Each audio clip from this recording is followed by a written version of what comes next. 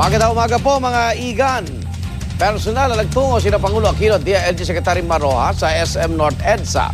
Yan po ay kagabi matapos nga sumalakay ang mga hinihinalang miyembro ng Martilyo Gang sa jewelry section ng mall. Ayon kay Secretary Rojas, masusing pag-aaralan ng kuha ng CCTV para matukoy ang mga suspect. May live report si Mav Gonzalez.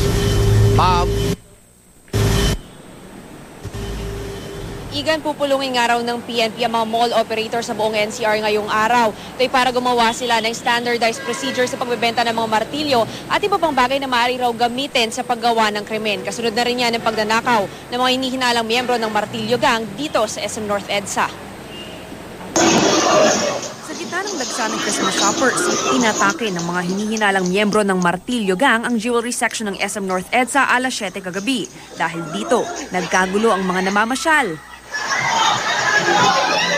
Base sa inisyal na investigasyon ng pulisya, hindi bababa sa 5 tao ang sumalakay sa department store. That the mall is back to normal and that the police is actually on top and investigating the situation.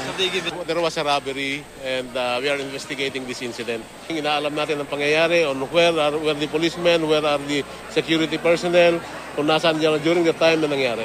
Dumating si Pangulong Noynoy Aquino para personal na inspeksyonin ang sinalakay na jewelry section. Nakipagpulong siya kina PNP Chief Director General Alan Purisima, NCRPO Chief Police Director Carmelo Valmoria at iba pang pinuno ng QCPD. Sunod na dumating si DILG Secretary Mar Rojas na nagsabing titingnan pa nila ang CCTV footage ng mall para ma-identify ang mga suspect.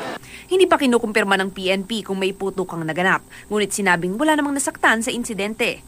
Inaalam pa rin ang kabuong halaga ng natangay ng mga sospek. Dahil sa insidente, naghigpit ng seguridad sa loob at labas ng mall. Isinara muna ang ground floor ng department store habang nag-iimbestiga ang pulisya at nililinis ang mga basag na salamin. Na-recover ang isang martilyo na hinihinalang ginamit para basagin ang istante ng mga alahas. Wala ho silang dalang gamit kasi bawal magdala ng gamit na baril man, panaksak o kung ano, papasok no, sa nakaharang ng mga guardian. So ito yung isang halimbawa na kung saan yung gamit sa pagwasak ng glass ay nagmula sa loob. Binili nila. In fact, yung resibo ay nasa hawak na ng security. Yung crowbar at saka yung martilyo. So kukunan ito ng mga fingerprints. No? At yung mga tape ng CCTV, itong mga video na ito, ay kukunin din at i-review. Dahil dito, nagpatawag ng meeting ang PNP sa mall operator sa buong NCR ngayong araw para raw gumawa ng standardized procedure sa pagbebenta ng mga martilyo at iba pang bagay na maaaring gamitin sa paggawa ng krimen. Kung dala-dala mo itong crowbar o kaya martilyo, hindi ka makakapasok. Pero mabibili mo sa loob at kung nasa loob ka na, ay pwede mo nang gamitin. No? So isang hakbang na naiisip natin ay kung meron mang nabebentang ganito, ay gumawa ng paraan para yung claim, mabigyan ng claim slip, doon na sa labas itong mga kagamitan na ito. Kahit naman nagkaroon ng nakawan, nagpatuloy pa rin ang mall operations sa SM North EDSA hanggang hating gabi.